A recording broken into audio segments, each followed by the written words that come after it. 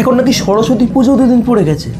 না মানে বেণীমাধব শিলার পত্রিকাটা কোথায় ছাপানো হচ্ছে আমাকে বলো তো, আমি যাব না। তুই দুর্গা পুজো 5 দিন থেকে 10 দিন কর, ঠিক আছে, এনজয় করবো। এতক্ষণ তো তাহলে শ্রীভূমির খুঁটি পুজোও শুরু হয়ে গেছে হয়তো। তা বলে সরস্বতী পুজো 2 দিন? আরে একদিন ঘোরার জন্য কেউ জোটে না, 2 দিন। এখনকার সরস্বতী পুজোয় কেউ আর বেশি স্কুল কলেজে যায় না, বেশিরভাগ সব যায় পার্কে, লেকে, গঙ্গার ধার, প্রিন্সেপ ঘাট, এইসব জায়গায়। আরে ওখানে পরিযায়ী পাখির থেকে পরিযায়ী প্রেমিকের সংখ্যা বেশি হয়ে গেছে। ওরা প্রজনন করতে বাধা পাচ্ছে এদের প্রজননের জন্য। আর এই যে সরস্বতী পুজোর সময় সিঙ্গেল থাকাটা যে কী কষ্ট, কি বলবো বন্ধুরা। সেদিন পাঞ্জাবি কিনতে গেছি, বললো এমন ভালো পাঞ্জাবি কেনো যাতে সরস্বতী পুজো থেকে অষ্টমী অবধি চলে যায়।